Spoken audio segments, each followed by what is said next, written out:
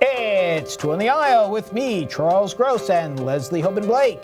Tonight, reviews of The Brief and Marvelous Life of Oscar Wilde, The Rose Tattoo, Soft Power, and Linda Vista. Ladies and gentlemen, welcome to Two on the Aisle.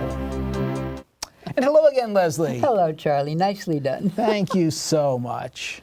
All right, so we've got some very interesting plays to talk about this evening. We do. They're varied. They're very varied, if there could be such a double. Anyway, the first one, as you mentioned, is La breve e maravillosa vida de Oscar Wilde. And Yes, that's exactly what I said. That's what he said. And it's a Pulitzer Prize-winning script by Marco Antonio Rodriguez, based on the Pulitzer Prize-winning novel, I should say, by Junot Díaz. I remember reading this book. I followed Junot Díaz in The New Yorker. He wrote short stories. It took him many years to write his first long-form story, and it won a Pulitzer, which was lovely. And it's the first person from the Dominican Republic, I believe, ever to win a Pulitzer. And it's about a young boy from the Dominican Republic who lives in America and goes to Rutgers University. And yes, which is near and dear to Charlie's heart. Indeed. As opposed to this play, I think. But anyway, and it's at Repertorio Español, and it's been a long time since I've been there, and I really loved it, and I was really delighted to introduce you to that charming little theater in New York. So all of that being said, this is a lovely, sad story with touches of magical realism, and it tells the story of a young man who's a kind of a nerd, and he doesn't get dates, and he's desperate for one, and he's writing a science fiction novel, and he's a sad sack. And we don't know how much of this is real and how much of this is imaginary. He meets a beautiful woman who seems to fall for him, and he goes through a series of events, and it's episodic, if you like. Well, you know what this reminded me of? He's compared to Oscar Wilde. Yes. I'm thinking Cervantes, because this guy is a modern Don Quixote, because he keeps all these girls that you mentioned that he falls for are sluts and whores who he's trying to redeem, and one of them has a boyfriend who is not a nice person. Well, you got a point there. And this is, you know, this play was in Spanish with subtitles, which I have to say the actors often block, so it can be a little hard to follow at times. But, you know, you mentioned this is won a Pulitzer Prize. I thought it was just so poorly written. Maybe it loses something in the translation. I'm sure it does. I think it lost everything in the translation, because this guy, he's more than a nerd. He's a yutz. He's a fool. He's his mother wants to slap him around. And you want to say, yeah, because he needs it. I mean, he tries to commit suicide. He fails at it, fortunately. Yeah. When his first girl... There's a phrase in Spanish, for, yes, I believe, for yutz, and it's a Juan Bobo. But I think it means the same thing. Go ahead. Yeah. So, anyway. And I was horrendously bored with this character. I really was. You just have had enough of him. He wears very thinly on you, you know. He's reminiscent of some characters we've seen recently, sort of pudgy little characters. In Strange Loop there was one. There was one in Beach Hill. I'm glad to see actors of a certain size getting work. I thought that the translation was nicely done. There's a friend. The friend is played by yes, that's Mario Puguro, I think. Peguero. And our actual... and Marco Anthony Rodriguez was the director / dramaturg. Yes, and Edgar Sebastián played Oscar. Right. And then there are different women in the cast. The best friend, the Mario Peguero, who played Junior, is a really interesting guy. He doesn't really like Oscar. He's sort of stuck with Oscar. No one likes Oscar, well, and that's stuck. That's exactly how we all feel about him. Isn't that sad? The brief and marvelous life is ironic. Brief, yes. Marvelous. No, it's an ironic title. It's not. It's a sad story. It's a very sad story, but you end up saying, "Oh, come on." Well, I'm going to make sure that we put up a picture. Snap out of it, you know. I'm going to make sure we put up a picture of Junot Díaz, because he does not look like the Oscar Wilde that he is. And Oscar Wilde is the mispronunciation of Oscar Wilde. That's where that comes from. Anyway, I enjoyed this play very much because I liked the book, which I read in English, not in Spanish. And it was. I loved translated things. I loved our Fiddler in Yiddish, and we saw some other things that were translated. So you know, I liked it a lot. I know you didn't. I saw you fidget in your seat. I know when you really don't like something. Or maybe I misread you, but by this point I think I know. Not this time, apparently. And so I'm sorry, because to me it was a great introduction to this theater and this kind of work, and you didn't care for it. I did not at all. You know, I'd certainly be happy to go back to the theater. Well, we might do that. And I will say that the audience did seem to be there. A lot of laughs. They did seem to be enjoying themselves. It was a little bit like sitting in a theater with a black audience and a black playwright play, because there were the woman behind me was going, yeah, and there were no, so there was participation. Probably cheering for the friend and the mother who are trying to drive some sense into this guy. Audience participation, definitely, yeah. And I'm fine with translated plays. You know, I certainly enjoyed Yiddish theater, Fiddler rather. But I really had a terrible evening with this. I just did not like the character or the plot. It seemed very repetitive, and this guy just is so pathetic that I lost all empathy or sympathy for him. You know, a lot of families have an Oscar. A lot of families have a character like this. That's true, but maybe they have more interesting characters to round him out, or they do, or they handle him a little better, or something. I will give this 2 playbills. We have to move on. I will give it 3.5. Okay, for getting where it had to go. Okay. Okay. Well, this is The Rose Tattoo by Tennessee Williams. I believe he was also a fairly prominent playwright. Yes. And this also won a Pulitzer Prize. Yes. This is done in English. I was looking for on Broadway with Marisa Tomei as this powerhouse. This woman, I mean, Marisa Tomei, if you want to see a lot of Marisa Tomei, she's on pretty much for the whole play. And she is at full throttle playing this. I have to laugh because we saw all of Marisa Tomei and Salome. So, you know. No, I didn't actually. You missed it. It was every other night. Yeah, you got the wrong night. Wouldn't you know it? I was there on the other night where she kept everything on. But go ahead, please. I'm sorry. I have to settle for her amazing performances. And this was when she is this happily married, very hot-blooded Sicilian woman with an equally hot-blooded husband who has a rose tattoo on his chest. Mm-hmm. And she, at the beginning of the play, finds she is pregnant with their second child. They already have a teenage daughter, she figures in later in the play. And she knows she's pregnant because a rose tattoo briefly appeared on her breast. Unfortunately, her husband has been driving a truck for the mob, and he is out of the picture. So we see Marisa going from happy bride to bewailing widow, and 3 years later, I mean, she is in this funk. I mean, this woman does Serafina. She doesn't do anything halfway. She's a happy bride. She's happy. She's a widow. I mean, years after she is miserable, she is walking around in her house dress, totally embarrassing her 15-year-old daughter. It's a slip. And her slip. Yeah, that's right. It's her slip, letting her once in-demand dress business go down the sewers, even though people are still coming to her. Not unlike the character in Mohada, she is a seamstress beyond compare. Yes, and it is her gift, you know. It is her gift. And then finally, a man with the body of her husband and the face of a clown. Although I have to say, Emun Elliott does not have the face of a clown. No, he doesn't. Comes into her life, and all of a sudden, it's Emin. He's Scotch. He has a Scottish accent. Okay. Comes in, and she has another shot at romance. There are 3 really great performances. This Marisa Tomei, she's going everywhere. This is everything from Cher in Moonstruck to Kate Ballard in The Mothers-in-Law. Emun Elliott, Emin Elliott as her would-be lover, who kind of comes by accidentally. I think it's Eamon, if you Eamon? Eamon, Okay. I think. Well, but it's spelled E-M-U-N, so I don't know. I know, but and Brooke Swanson as this sailor who is courting her daughter. Okay. The daughter is like mother-like daughter. This girl is as hot-blooded as her, and she's ready to move forward. And this guy, he's just such a straight shooter. You wonder how he got into the Navy. He was such a straight shooter, I thought he was being played by a piece of wood. I have never seen a more wooden performance than Mr. Swanson gave.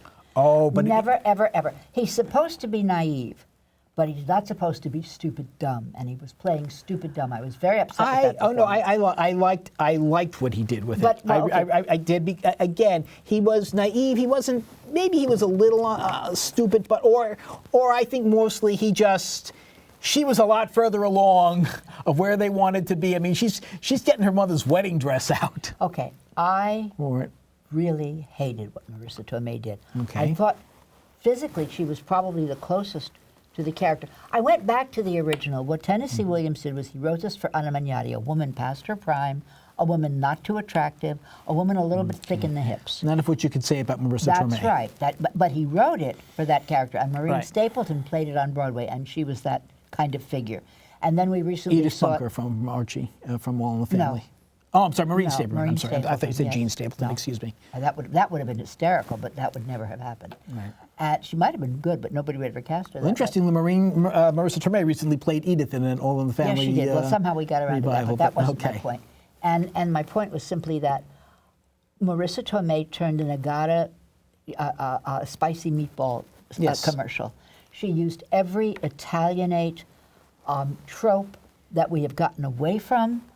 She was saying after every other word. I gotta go to the. I was embarrassed, and I'm not Italian. I couldn't believe this performance. And to show how sexy she was, she would go, heat, heat, and she would point to her crotch. I mean, really. I must have missed that part. You missed it quite a bit, I think. It was a disgusting performance as far as I was concerned. Okay. Not because she did things like that, but because this is 2019, and ostensibly we're in the 21st century, and we're away from that kind of acting. Believe me, Magnani did not speak that way. She spoke Italian, she spoke an accented English, but she did not say after every word. And it's just, I can't say, having not seen the performance. it doesn't matter. You've seen other Italian people, and you know that that is really not the way they talk. That is a stereotypical, just the way they did Jews in a stereotypical way, just the way they did the Irish in a stereotypical way. And we're past that now. So for Trip Coleman, the director, who's a wonderful director, to go back and allow her to do this, or maybe he couldn't stop her from doing it, I don't know. I thought Eamon or Emin, or however we say his name, was quite good in the part. It's a very broad part. Eli Wallach played it. Burt Lancaster played it. I managed to see both of those performances on film.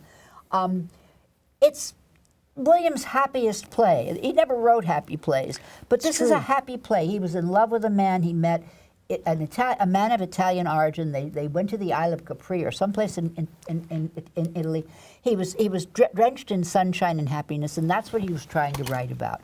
So that's what we were supposed to be getting from this. Okay. And you know, I got some sunshine. It was an interesting set with the water and the flamingos, and I guess we were in Florida. Right.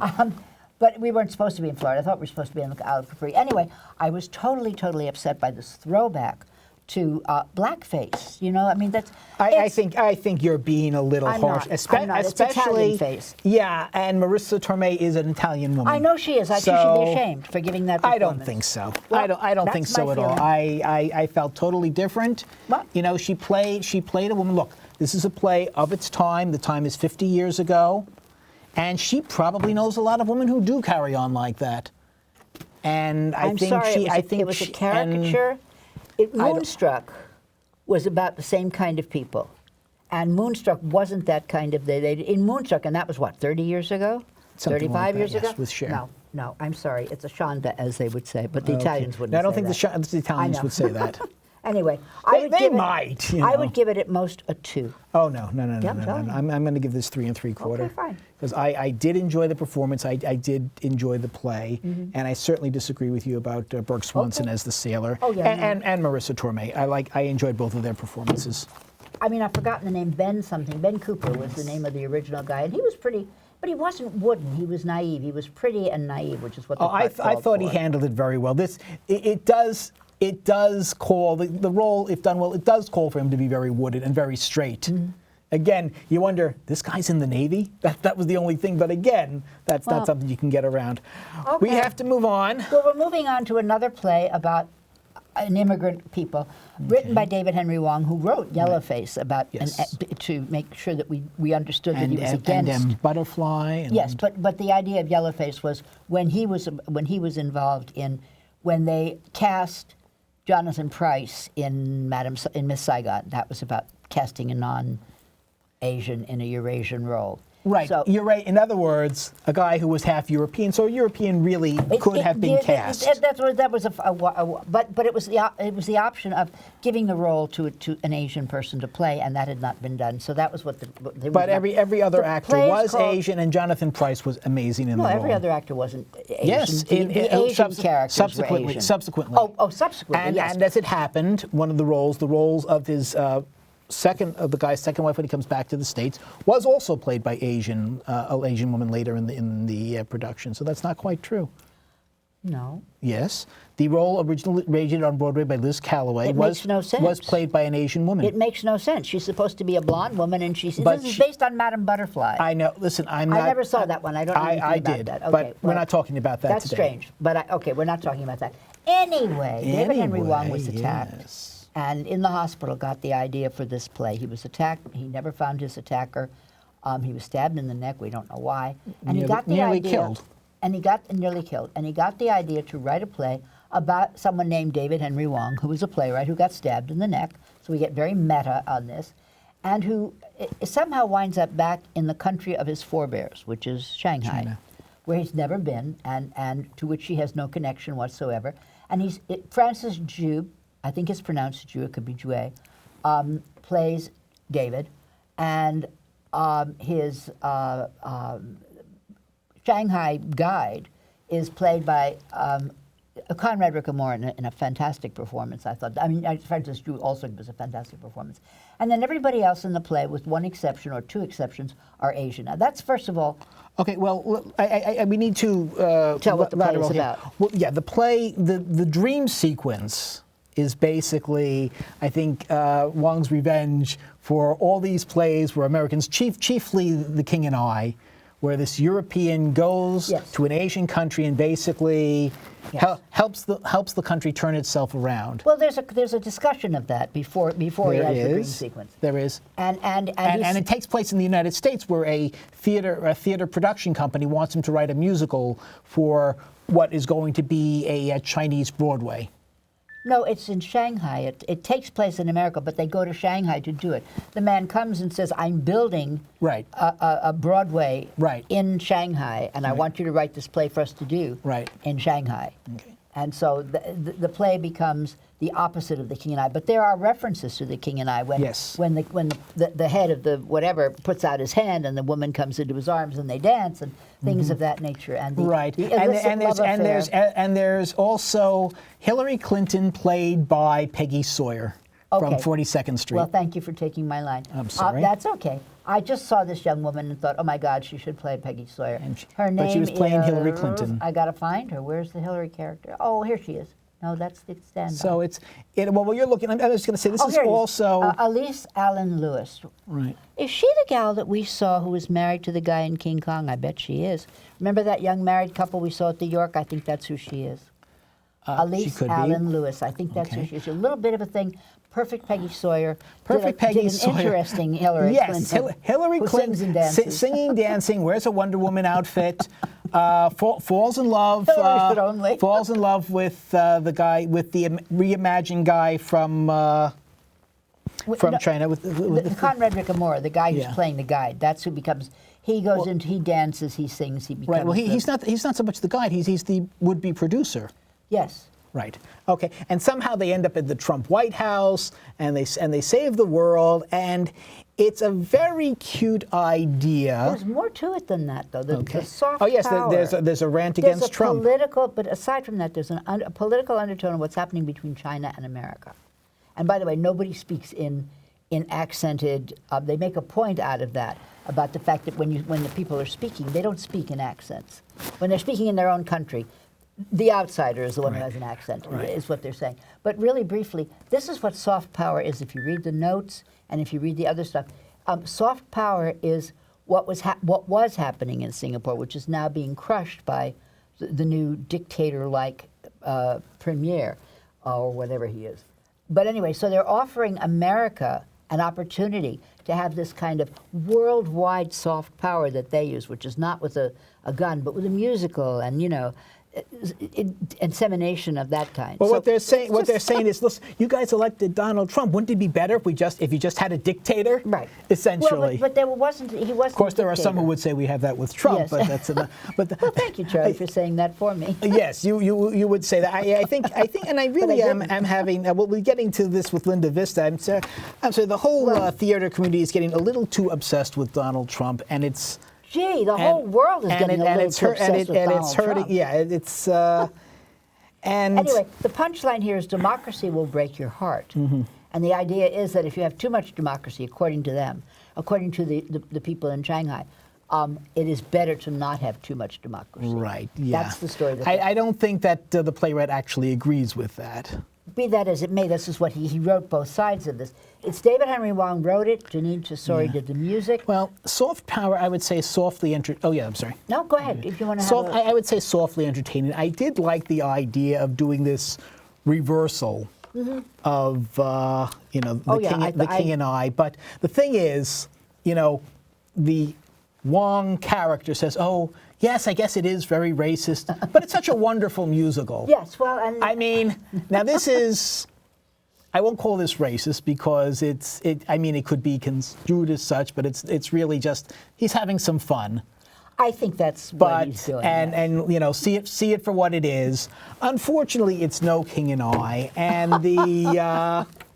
No, it's not. What it feels like to me? It felt like an overly long Saturday Night Live sketch. Interesting. That it's a cute idea, but does it make an entire evening? Well, what I thought was wonderful was all the dance numbers that this group got to do.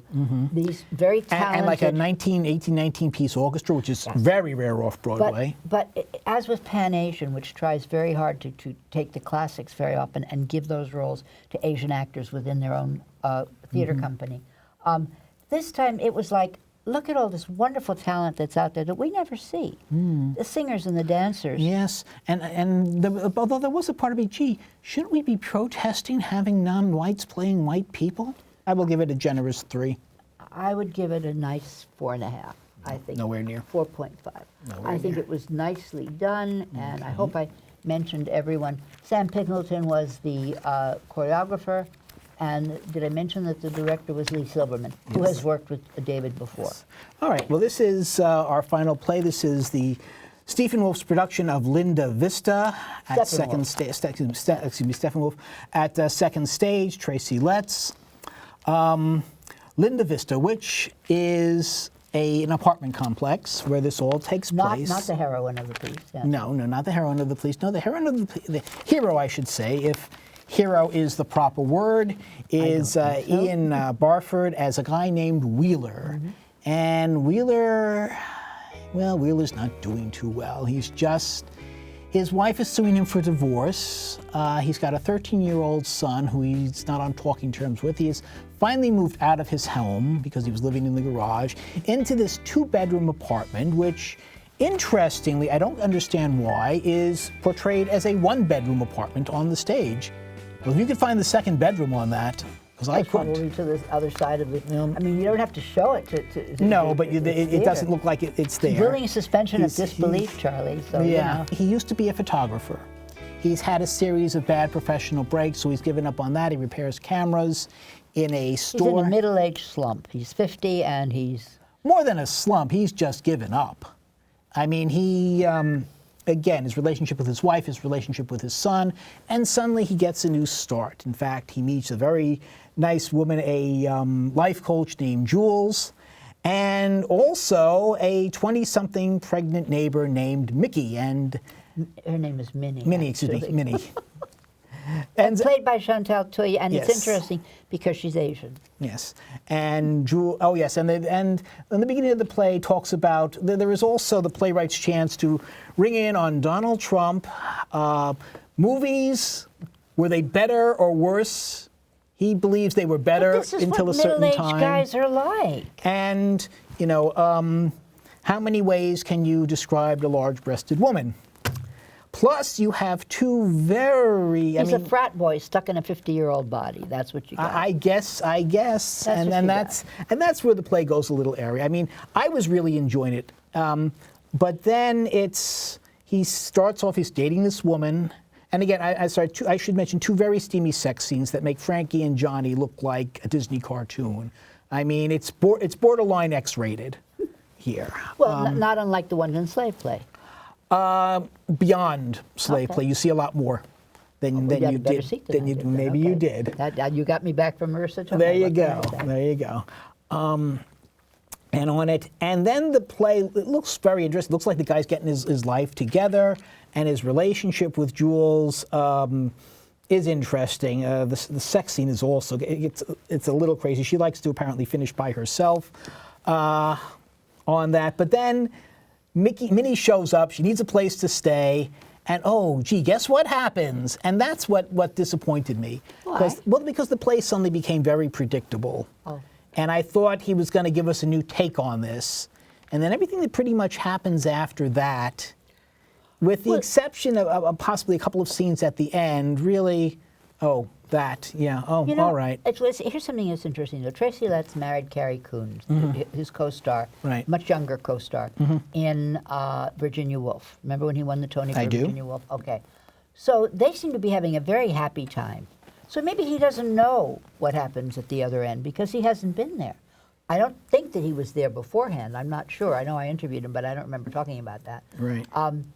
But have you ever been dating one girl, then taken in the girl much younger and started having an affair with her? Yes. What I think is interesting is, now we've seen several of these plays, the intimacy consultant. You know about the intimacy consultant on these various shows. She works on this show. Anytime there's that level of nakedness on We're the very stage, low on time, so. Yes, okay. So she did Frankie and Johnny. She did Linda Vista. She did Slave Play. What is her name? Her name is Claire Warden. I'm sorry, I should have just started with that. So this is the lady, this is the go-to lady when you're going to take clothes off an actor. Fine. But what about the play? Oh, I hate it. I hated this character. And I think 99% of the women in the audience probably hated this character. Probably a lot of men, too. I don't mind that you liked it because I look at you and I go, yeah, I guess he would like that. You don't have to like a character to like a play. Understood. I didn't like the character. I didn't think it was well written. I didn't find anything. I thought it was Neil Simon, meets, I don't know what. I just don't know. Neil Simon tends not to be so predictable. Okay, I did a couple of Neil Simon plays. Trust me, they were predictable. Dexter Bullard was the director. There didn't seem to be much direction. I mean, there were rooms and they moved around. And then there was the intimacy consultant, and I thought that kind of took care of that. Okay, so pretty much it was the sex scenes that did it for you. If anything did it for me, yes. I would give it a 2 for the sex scenes, and that's it. I think I would give it 3.5 because I was hoping that it would go somewhere, and to an extent it did. It just kind of, to me, lost its way. Okay. So And we've had a very fraught and up and down and back and forth tonight. And we are at the end of our show for the evening, so when you go to the theater, look for Leslie and me, us too. On the aisle.